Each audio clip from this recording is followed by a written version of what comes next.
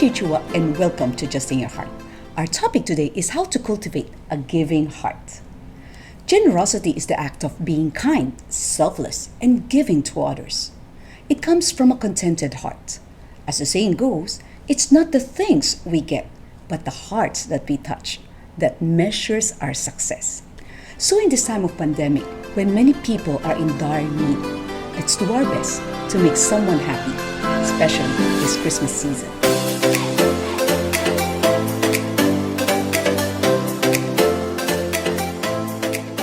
My first point is expose yourself to various needs. One of the reasons why some people don't give is because they don't know that there's a need. So let me share with you some of the needs here in the Philippines. Last December 4, I invited my Saturday M group to join the virtual outreach for VOH kids that my husband Hans's MGC Saturday Men's Group organized. They conducted games, gave gifts, and treated them to Mang Inasal for lunch. The kids prepared special song numbers and even dance numbers. We were blessed by Rico's testimony on how he was a former street kid, now he's going to college, and he's even helping out with CCT Tindahan. CCT Tindahan is also one of the arm of CCT in which all of its proceeds will help VOH. And here are some of the things they sell.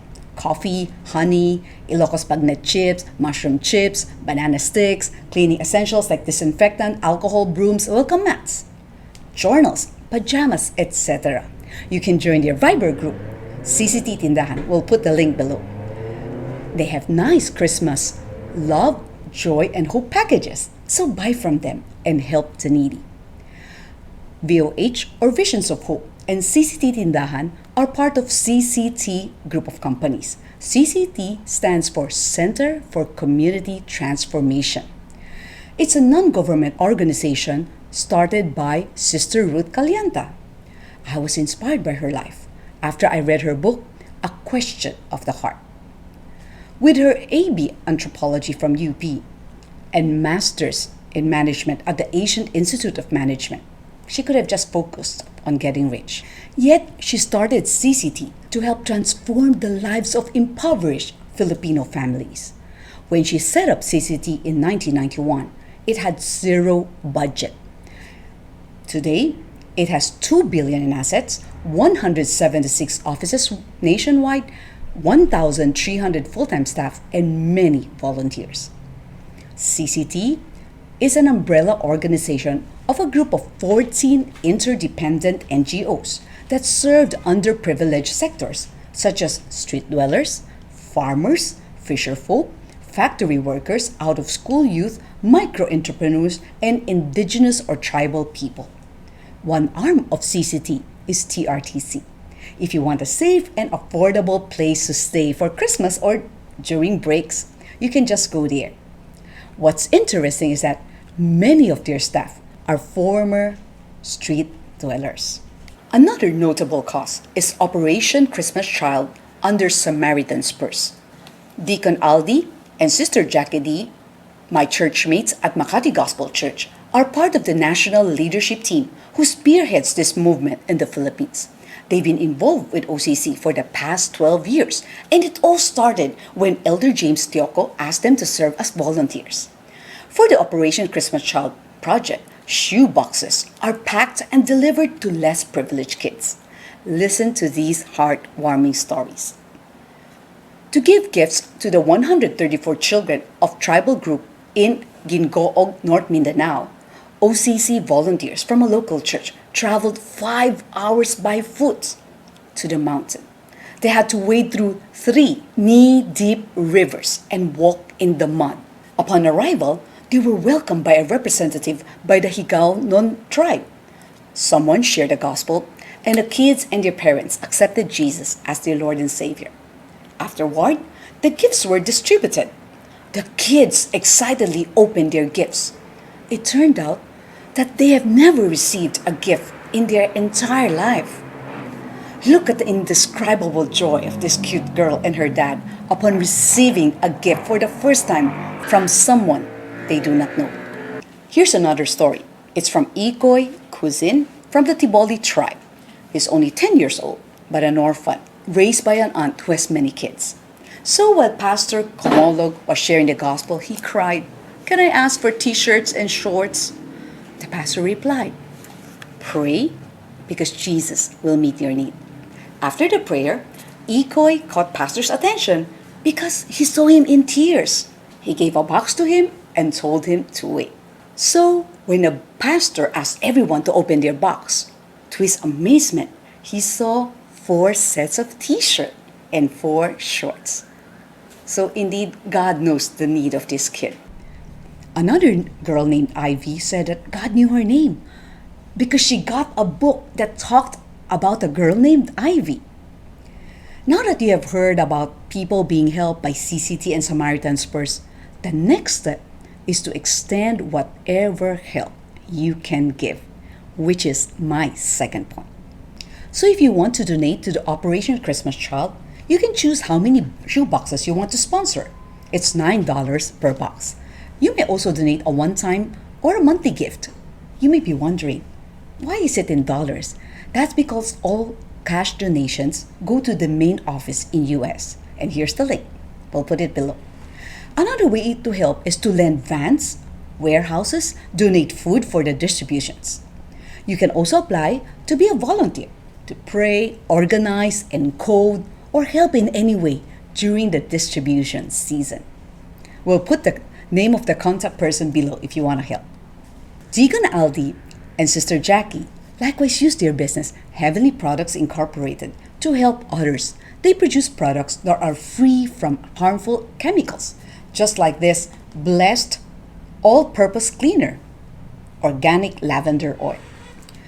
And last year, they launched Tulong Kay Mano and gave gifts to jeepney drivers who are affected by the pandemic.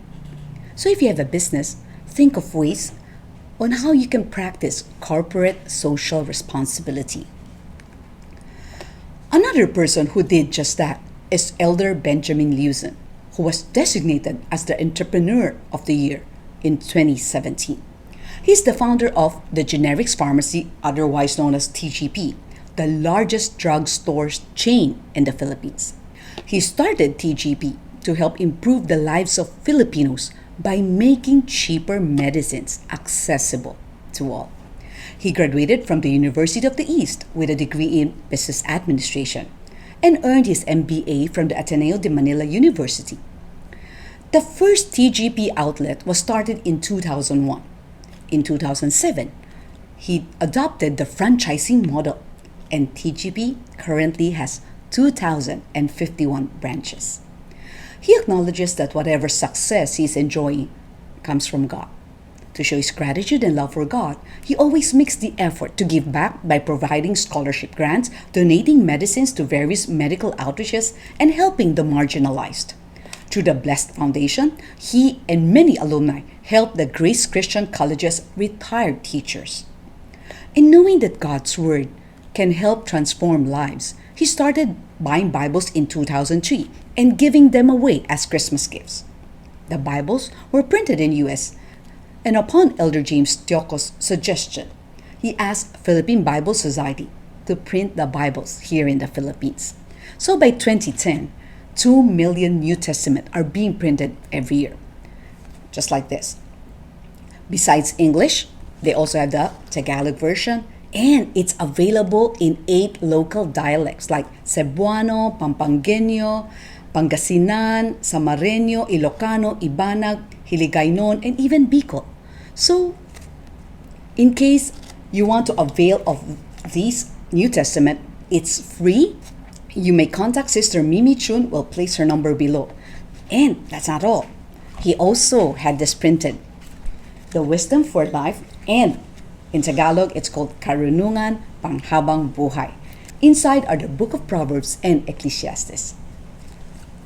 For instance, Kuya Richard Dr. Lero, UECB driver and also a joyrider, would give out Bibles to his customers. So my friends, even though we might not be a businessman or we're not that rich, we can still help others. We can give gifts, buy lunch, send milk, tea or coffee, pastries, especially to those who can't return the favor. Or you can use your skill just like what I did. When Chiang Kai-shek College's Batch 87 asked me to give a talk on mental health, they asked how much my professional fee is.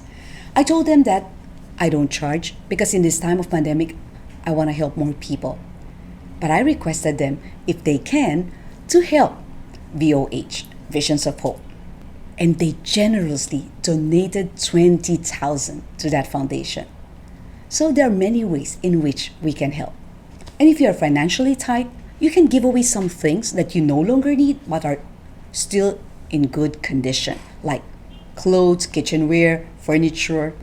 You can teach kids by modeling and by challenging them to share some of their pre-loved toys. Better still, you can challenge them to save money to buy a new toy for a less fortunate kid. You can send your donations to VOH to 2 locations. One is located in San Juan, another in Malate, Manila. The information will be included below. My third point is to experience the joy of giving. Studies have shown that people who are generous tend to have better health and live longer. Because when you share your blessings, you feel happier, less stressed, less worried, and less depressed. In fact, the Bible attests to that. In Acts 20 verse 35, it says, "It is more blessed to give than to receive." Furthermore, generosity is exponential and will cause a ripple effect that makes our world a better place. There's an account in which someone was about to pay for her coffee, only to find out that the person in front of her has already paid for it. She was so happy that she did it for the person falling in line behind her. So see, generosity is contagious. Try it. So how to cultivate a giving heart? Expose yourself to various needs, extend whatever help you can give, and experience the joy of giving. I'm challenging all of you to give to someone within this week and then share your experience below, okay? So if you're blessed by this video, please like, subscribe, and share it to your friends. And next week, our topic will be how to cultivate a kind heart. Take care, everyone.